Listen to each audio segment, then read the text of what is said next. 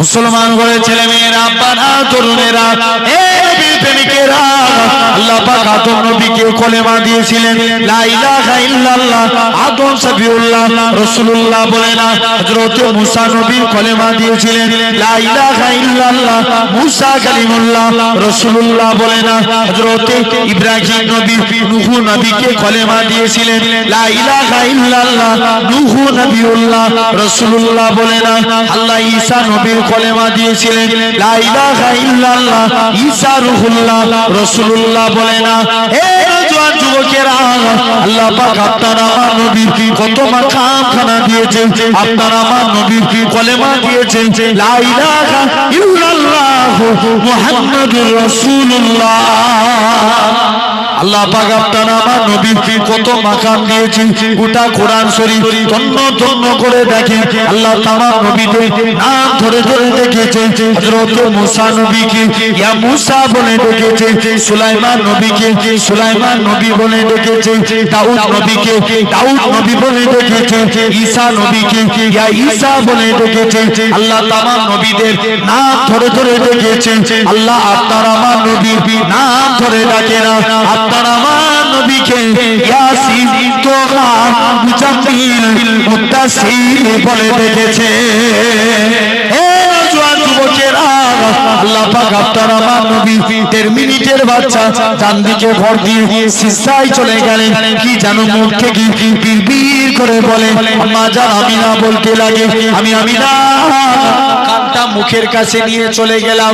আমার শিশু পুত্রের মুখ থেকে একটাই কথা বাইর হই, ইয়া রাব্বি হাবলি ইয়া উম্মতি। আরো চিল্লে হয় না,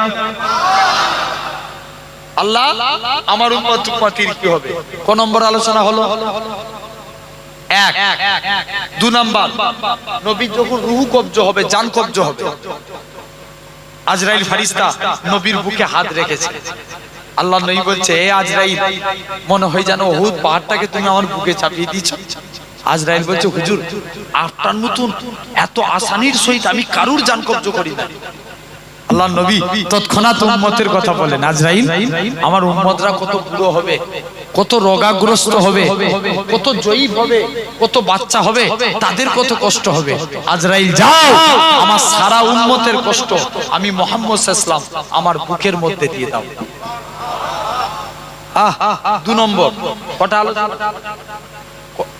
কটা আলোচনা হলো? 2। বাকি আছে কটা? 2টো। মোট 4টে জায়গায় নবী উম্মতের চিন্তা করবেন। 11:30 বেজে গেছে। 3 নাম্বার, কবর থেকে যখন নবীকে তোলা হবে উম্মতের চিন্তা করবে। কোথা থেকে? কবর থেকে। আচ্ছা বলুন তো মহেশ্বরপুরের মানুষ, এখন যেই যে আমরা মাঝে মাঝে দরুদ পড়ি, আমি দরুদ পড়ছিলাম, আপনারা দরুদ পড়ছেন, এই দরুদ পড়ি কারো নবী পাকের উপরে। আচ্ছা আমরা কি চিরজীবন বাঁচব? কি হবে? মারা যাব। কিয়ামতের আগে দুনিয়ায় একটা মানুষ থাকবে না, সবাই শেষ। তখন কে নবীর উপরে দরুদ পড়বে? আল্লাহ বলছেন, যখন দুনিয়ায় একটা মানুষ থাকবে না, তখন আমার ফেরেশতারা মুস্তাফার উপরে দরুদ পড়বে। আরো জোর করে হয়। ফেরেশতারাও মারা যাবে। 4 জন বাকি রেখে, জিবরাইল, মিকাইল, ইসরাফিল, আজরাইল। এই 4 জন বাকি রেখে সবাই মারা যাবে। প্রথম 3 জন মারা যাবে, জিবরাইল, মিকাইল, ইসরাফিল। আল্লাহ বলবে, এই আজরাইল তুমি, আজরাইল বলবে, আল্লাহ তুমি আমাকে একটু ছেড়ে দিলে হতো নি। আল্লাহ বলবে, আজরাইল বুকে হাত রাখ, কুল্লু নাফসিন যায়কাতুল মাউত, প্রতিটা সৃষ্টির মৃত্যু অনিবার্য। আজরাইল বুকে হাত রাখ। আজরাইল বুকে হাত রাখলেন, আজরাইলও মারা গেল। মনোযোগ দিয়ে শুনো কিন্তু, আজরাইলও মারা গেছে। কে দরুদ পড়বে নবীর উপরে? এখন তো ফেরেশতারাও নাই।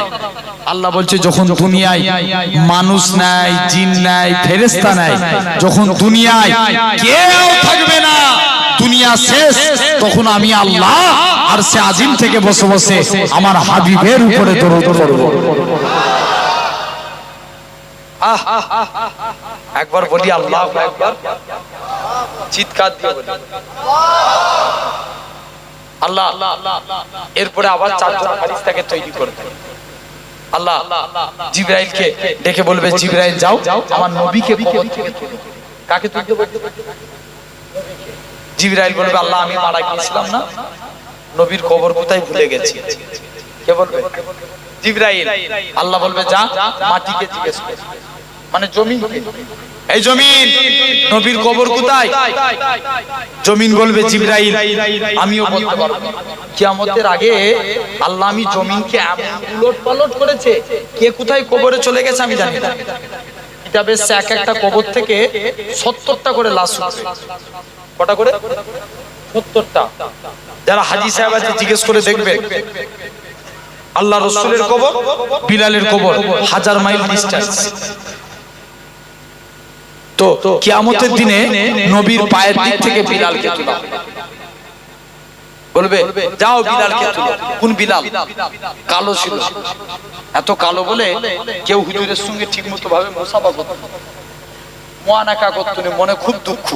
আল্লাহ তুমি তো আমায় কালো করেছো, আল্লাহ তুমি কালো করেছো, আমার সঙ্গে কেউ মুসাফা করে না। মুসলমান করে ছেলে মেয়েরা, আব্বারা, তরুণেরা, হে নবীর প্রেমিকেরা, আল্লাহ নবী বলে, ও বাবা বিলাল চলে যাও চলে যাও, তুমি একখানা খুরমা নিয়ে আসো। হযরতে বিলাল একখানা খুরমা নিয়ে আসবেন। আল্লাহ নবী বলবেন, বাবা বিলাল তুমি অর্ধেক খুরমা খেয়ে নাও। হযরতে বিলাল অর্ধেক খুরমা খানা খেয়ে নেবে। বাবা বিলাল বাকি অর্ধেক খুরমা খানা আমি নবী আমার জন্য রেখে দাও। হযরতে আল্লাহ নবী বিলালের ছুটা খানা খেতে যাবে। হযরতে বিলাল আল্লাহ নবী কদমে পড়ে যায়, ইয়া রাসূলুল্লাহ হাবিবাল্লাহ, ইয়া রাসূলুল্লাহ হাবিবাল্লাহ, হুজুর আপনার গোলাম আমি, হুজুর আপনার জুতা আমি খাবো, হুজুর আপনি আমার জুতা খাবেন। না না না না, এটা মানা যাবে না, এটা মানা যাবে না। আল্লাহ নবী বিলালের জুতা খানা খেয়ে সাহাবাদিওকে প্রমাণ করে দিয়েছিল, আমি রাসূলুল্লাহ আমার কালো বিলালকে কতটাই না মহব্বত করে থাকি। কোন বিলালের কথা বলি? বিলাল উমাইয়ার কিনা গোলাম ছিল। বিলালের হাতে পায়ে দড়ি বেঁধে টেনে টেনে টেনে গোটা মক্কার জমিনে ঘোরানো হতো। বিলালকে গরম মরুভূমির উপরে শুইয়ে দিয়ে বুকে পাথর চাপা দেওয়া হতো। বিলাল তথাপি মুখ থেকে আহাদ আহাদ শব্দখানা বলতো। আল্লাহ নবী এরকম ভাবে বিলালের জিভের মধ্যে বাবলা গাছের কাঁটা বিলালের জিভের মধ্যে ঢুকিয়ে দেওয়া হতো। বিলাল তথাপিও আহাদ শব্দখানা বেরোতো। বিলালকে আজাদ করে নিয়ে গেলেন। বিলাল আজাদ দিতে আল্লাহ নবী সাহাবীরা আল্লাহ নবীর কাছে যে নালিশ করে, ইয়া রাসূলুল্লাহ হাবিবাল্লাহ বিলালকে আজাদ দেওয়া থেকে বরখাস্ত করুন, বিলালের আজান আমাদের ভালো লাগে না। আল্লাহ নবী বিলালকে আজান দেওয়া থেকে বরখাস্ত করে দিলেন। ও বাবা বিলাল তোমায় আর আজান দেওয়া লাগবে না। বিলাল কারোর সঙ্গে কোনো কথা না বলে নিজে বাড়িতে চলে গেলেন। তাহাজ্জুদের টাইমে আমার আল্লাহর কাছে কেঁদে কেঁদে দোয়া চেয়েছিলেন, আল্লাহ পাক ওয়ালা দিয়ার মালিক তুমি, সম্মানের মালিক তুমি, ইজ্জতের মালিক তুমি। আল্লাহ আমি বিলাল যদি আজানের মধ্যে আশহাদু আন্না মুহাম্মাদুর রাসূলুল্লাহ সাল্লাল্লাহু আলাইহি সাল্লাম এই কথাটা না বলতে পারি, আমি বিলাল বুক ফেটে মারা যাব। পরে দিয়ে ফজরের টাইম হয়ে যায়। মদিনার মসজিদে বিলাল আর আসে না, কে আজান খানা দিবে? আমার আল্লাহ পাক জিবরাইল আমিনকে পাঠিয়ে দেয়, হে হযরতে জিবরাইল চলে যাও চলে যাও, আমার রাসূলুল্লাহকে জানিয়ে দাও ওই কালো বিলালের আজানটাকে আমি আল্লাহ পাক কবুল করে নিয়েছি। কোন বিলালের কথা বলি? আমার রাসূলুল্লাহ হযরতে আমার রাসূল যখন কাবা শরীফটা পুনর্নির্মাণ করলেন, আমার রাসূলুল্লাহ হযরতে বিলালকে কাবার ছাদে তুলে দিও। হে হযরতে বিলাল কাবার ছাদে উঠে যাও, কাবার ছাদে উঠে যে আজান দাও। হযরতে বিলাল বলতে লাগে, ইয়া রাসূলুল্লাহ হাবিবাল্লাহ, ইয়া রাসূলুল্লাহ হাবিবাল্লাহ। কখনো মদিনা শরীফ থেকে কাবার দিকে মুখ করে আজান দিয়েছে, কখনো বাইতুল মুকাদ্দাসের দিকে মুখ করে আজান দিয়েছে। ইয়া রাসূলুল্লাহ হাবিবাল্লাহ হুজুর আজকে আপনি আমি বিলালকে কাবার ছাদে তুলে দিয়েছেন, আমি কোন দিকে ফিরে আজান দেব? আমার রাসূলুল্লাহ বলেছিলেন, হে হে হযরতে বিলাল তুমি কি আমি নবী আমায় দেখতে পাচ্ছ না আমার দিকে ফিরে যাও আমার রাসূলুল্লাহ আল্লাহ পাক কাবা বানিয়েছে যাও সেই বিলালকে কোথা থেকে তোলা হবে পায়ের দিক থেকে মাটি নবীর কথা বলতে পারবে না কিতাবে সে নবীর কবরের ভিতর থেকে নূর বের হতে থাকবে জোর করে বলো না নবীর কবরের ভিতর থেকে নূর বের হতে থাকবে যাই জিবরাইল নবীকে যে তুলবে নবী কবর থেকে উঠি বলবে জিবরাইল আমার উম্মতরা কই জিবরাইল বলবে হুজুর এখনো আপনার উম্মতদের তোলা হয়নি আগে আপনাকে তোলা হয়েছে আল্লাহ নবী বলছে জিবরাইল তুমি আমায় সান্তনা দিচ্ছ আল্লাহ নবীর মন খারাপ মুসলমান ঘরে ছেলে মেয়েরা বাবা তরুণেরা হে নবীর প্রেমিকেরা হযরত জিবরাইল আমিন আল্লাহর কাছে চলে যাবে ও রব্বে আল্লাহ পাক আপনার হাবিবের মন খারাপ আমার আল্লাহ জানাবে হে হযরত জিবরাইল চলে যাও আমার হাবিবকে মন খারাপ করতে মানা করো হাবিবের কষ্ট আমি আল্লাহ পাক সহ্য করতে পারি না হে হযরত জিবরাইল আমার হাবিবকে জানিয়ে দাও আমার হাবিবের ৭০,০০০ উম্মতকে আমি আল্লাহ বিনা হিসাবে নাজাত দিয়ে দিলাম আল্লাহ নবীর কাছে জিবরাইল আমিন আসবে আল্লাহ নবীকে এসে সালাম দিবে আসসালাতু ওয়াসসালামু আলাইকা ইয়া রাসূলুল্লাহ হাবিবাল্লাহ আসসালাতু ওয়াসসালামু আলাইকা ইয়া রাসূলুল্লাহ হাবিবাল্লাহ আল্লাহ নবী সালামের উত্তর খানা দিবে হে হযরত জিবরাইল কি জন্য তুমি সালাম দাও ইয়া রাসূলুল্লাহ হাবিবাল্লাহ হুজুর আল্লাহর কাছ থেকে এসেছি আল্লাহ আপনার উম্মতদের ৭০,০০০ কে বিনা হিসাবে নাজাত দিয়ে দিবে আল্লাহ নবী বলে জিবরাইল এতে আমার মন ভরে না হে হযরত জিবরাইল চলে যাও আল্লাহর কাছে যে আরেকটু বাড়িয়ে নিয়ে আসো জিবরাইল আমিন আল্লাহর কাছে চলে যাবে ও রব্বে আল্লাহ পাক আপনি আরেকটু বাড়িয়ে দেন এতে আমাদের মন ভরে না হযরত জিবরাইল আমিন আল্লাহর কাছে চলে যাবে আল্লাহ পাক আপনার হাবিব বাড়াতে বলে কি করবেন আল্লাহ পাক জানাবে হে হযরত জিবরাইল চলে যাও আমার হাবিবকে জানিয়ে দাও ওই ৭০,০০০-এর এক একজন প্রতি ৭০,০০০ করে নাজাতে নিয়ে যাবে যার পরিধি হলো একসঙ্গে ৪,৯০,০০,০০০ মানুষ বিনা হিসাবে আল্লাহর জান্নাতি হবে কত কোটি ৪ কোটি আলোচনা হয়েছে কটা ৩টে ব্যাস আর ধরি থাকুক আর বাড়াতে গেলে উনি ১০:৩০ বেজে গেছে ১০:৩০ মানে ১০ মিনিট এক্সট্রা পার হয়ে গেছে আল্লাহ কবুল করেন আপনারা কষ্ট পেলেন কি গো দুঃখ পেলেন আব্বা গুনো কি বলছে না চারটা বলি দি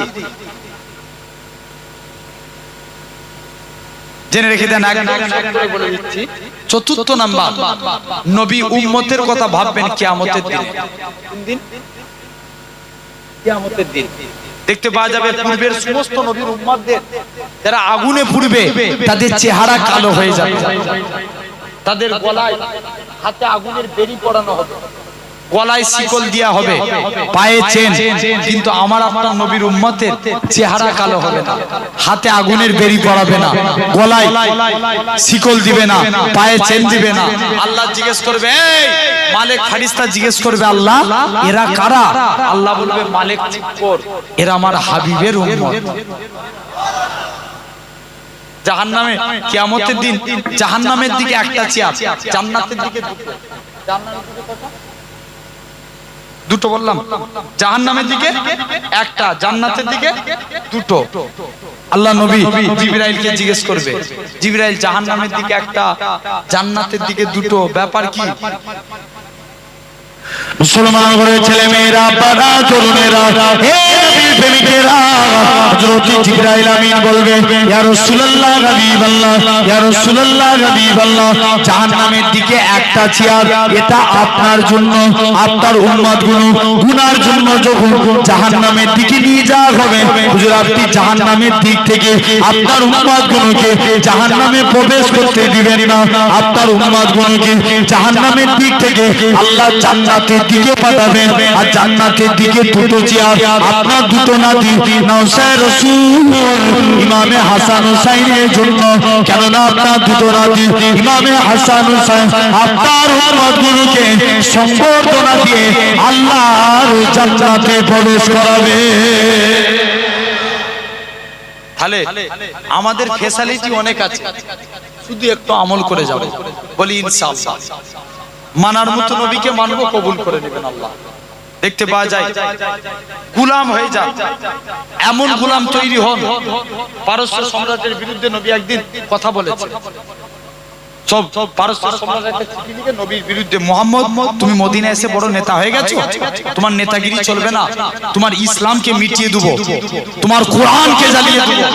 ওমর ফারুক উঠে দাঁড়ায়, হুজুর অনুমতি দেন, আমি উলঙ্গ তলবার নিয়ে তার গর্দান জুদা করে দিই। আল্লাহ রাসূল বলছে, ওমর তুমি একা যেতে পারবে না, আমি নবী এদের জন্য জিহাদের ঘোষণা দিলাম। নবী বললেন, আমি জিহাদের জন্য একটা ফান্ড তৈরি করলাম। কি করলাম? একটা ফান্ড তৈরি করলাম। বাবা সাহাবীরা, তোমরা আমার জিহাদের ফান্ডে দান করো। সাহাবারা হৃদয় উজাড় করে দান করতে থাকে। মেয়েরা তাদের কানের গহনা, নাকের, নবীর ফান্ডে দান করতে থাকে। জাস্ট কেমন গোলাম দেখেন, একটা ভিখারি, সে ভিক্ষা করে করে বেড়ায়, সেও নিয়ত করেছে নবীর ফান্ডে দান করব। সবাই দান করছে, আমিও দান করব। ভিখারি নবীর কাছাকাছি চলে গেলে সব লাইন দিয়ে দান করছে। ভিখারি কাছাকাছি পৌঁছে যে পকেট হাতে করে দেখে কিচ্ছু নাই, বাড়িতে চলে আসে। মুসলমান ঘরের ছেলে মেয়েরা, আব্বারা, তরুণেরা, হে প্রেমিকেরা, গোলাম হতো ऐसा हो, গোলাম হয়ে যান। ভিখারিখানা কি করলো? নিজের বাড়িতে চলে আসলো। ওই মহিলা সাহাবীখানা 3 দিন বাড়িতে অনাহারে দিন যায়, চুলাতে হাড়ি চলে না। এমন সময়তে মহিলাখানা মনে মনে নিয়ত করেছি, আমি নবীর ফান্ডে দান করব। আল্লাহ নবী জিহাদের ফান্ডের কাছে চলে আসে। নিজের একটা ছোট বাচ্চা ছিল, ওই বাচ্চাটাকে সাথে করে নিয়ে আল্লাহ নবী হুজরা মুবারকের দিকে চলে যায়। ইয়া রাসূলুল্লাহ, হাবিবাল্লাহ, মহিলাখানা প্রতিমধ্যে আবু বকরের সঙ্গে দেখা হয়। হযরতে আবু বকর বলে, হে মা, আমি ছেলে, তুমি কেন জিহাদের ফান্ডে যাচ্ছ? মা, তুমি ওই দিকে কেন যাও? নবী তো দান করতে পারবে না। মহিলাখানা কাঁদে আর বলে, হে রাসূলুল্লাহ সাহাবী, হে হযরতে আবু বকর, আমি নবীকে দান করতে যাচ্ছি। আবু বকর কাছ থেকে চলে গেলেন, নিজের বাচ্চাটাকে আল্লাহ নবী জিহাদের ফান্ডে দান করে দিলেন। আল্লাহ নবী বলে, হে মা, মেয়ে ছেলে, আমি এই বাচ্চাটা নিয়ে কি করব? মহিলাখানা কাঁদে আর বলে, ইয়া রাসূলুল্লাহ, হাবিবাল্লাহ, চতুর্দিকে আপনার দুশমনে ভরা, কেউ যদি আপনাকে লক্ষ্য করে তীর ছুঁড়ে ছুঁড়ে মারে, আমার এই বাচ্চাটাকে কাফেরদের তীরের সামনে রেখে দিবেন, আমার বাচ্চাটা শহীদ হয়ে যাবে। কাল কিয়ামতের ময়দানে আমি শহীদানের মা বলে আল্লাহর জান্নাতি হয়ে যাব। তাহলে ভাবেন, আল্লাহ কবুল করেন না আমাকে, বলেন আল্লাহ। আল্লাহ আপনাদেরও বসাকে আলহামদুলিল্লাহ, কত সুন্দর আপনারা মজলিস প্যাকটাপ করে বসে আছেন। আগামী বছর আমি কিছু চাইবো আপনাদের কাছ থেকে। আপনারা কারা কারা আমি আবুল বাসারকে ভাইয়ের মতো ভালোবাসেন? একটু হাত তুলে দেখান তো দেখি, কারা কারা দিল থেকে ভাইয়ের মতো ভালোবাসেন? এই হাতগুলো আল্লাহকে সাক্ষী রেখে বলছেন তো, দিল থেকে কারা ভাইয়ের মতো ভালোবাসেন? একটু হাত তুলে দেখান। আরে রাখেন না হাত তুলে, যারা ভালোবাসেন।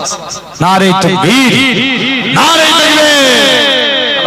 কোনদিন যদি বিপদে পড়ি, এই মহেশ্বরপুরের মানুষদের ডাকি, হেফাজতের মালিক আল্লাহ বেশক, তবে আপনাদের যদি ডাকি সারা পাবো তো নাকি ইনশাআল্লাহ? সাথ দিবেন তো? আলহামদুলিল্লাহ, আল্লাহ কবুল করেন। আগামী বছর এই জলসাটা হোক, আপনারা চান, আমি বড় আশা করে চাইছি। আল্লাহর মহব্বতে আল্লাহ আপনাদের অনেক দিয়েছে, আল্লাহ আরো দিবেন, ভবিষ্যতে আরো দিবেন। আল্লাহর মহব্বতে আগামী বছর আল্লাহর জন্য আব্বা মা কবরে চলে গেছেন, তাদের মাগফিরাতের উদ্দেশ্যে একটা ভাই কেউ আছেন 1 বছর পরে 5টা হাজার টাকা দিতে পারবেন? একজন হাত তুলে বলেন, আপনার পীরের আওলাদ চাই। আমি দিল থেকে দোয়া করে যে আল্লাহ আপনার রুজিতে বরকত দিবেন। একজন কেউ আছে? কোনটাকে বড় করে বলেন। 1 বছর পরে 5000 টাকা দিবেন। একজন কেউ আছে? হাত তুলে বলেন। আল্লাহর রাস্তে আমার একটা ভাই, জি জি জি জি, একজন কেউ আছেন 5000 টাকা? একজন বলেন হাত তুলে। জি একটা ভাই কে আছেন বড় আশা করে চাইছি, বিশ্বাস করেন দিয়ানোর মালিক তো আমার আল্লাহ। একজন মনটাকে বড় করে আব্বা মা কবরে চলে গেছেন, আল্লাহর মহব্বতে 5,000 টাকা দেবেন। একজন হাত তুলে বলো না ভাই কে আছে? একজন 5,000 টাকা, একজন সর্বপ্রথম হাত তুলে বলেন, শুরুয়াত করে দেন, হবে সওয়াবের হকদার আপনি হবে। কে আছেন একজন? আল্লাহর রাস্তে ফার্স্ট এক নম্বরে হাত তুলে বলবেন, আপনি দিবেন? লাল বাবু মাশাআল্লাহ, তাকবীর দেন, নারে তাকবীর, একটু জোরে বলেন নারে তাকবীর, নারে তাকবীর। আল্লাহ আমার লাল বাবু ভাই, আল্লাহ 5,000 টাকা আল্লাহ দানকে কবুল করে নাও। আল্লাহ তুমি হালাল রুজিতে বরকত দাও, নসিবকে বড় করে দাও। আল্লাহ মনে বড় আশা করে 5,000 টাকা নিয়ত করেছে, আল্লাহ তুমি দিলকে বড় করে দাও। আল্লাহ আর একজন মানুষের অন্তরকে নরম করিয়ে দেন। আল্লাহ আল্লাহ আরেকটা বান্দার অন্তরকে নরম করিয়ে দেন, বলেন আল্লাহুম্মা আমিন। ভাই নবীকে ভালোবাসি তো আমরা সবাই হাত তুললাম না? নবীর মহব্বতে আব্বা মা কবরে চলে গেছে, আল্লাহর জন্য 5,000, নবীর জন্য 5,000 দিবেন। আর একজন কেউ আছে নবীর মহব্বতে? আর একটা ভাই সিরেফ একজন কে আছে? আল্লাহ রাসূলের মহব্বতে 5,000 টাকা। একজন কে আছে হাত তুলে বলেন না ভাই।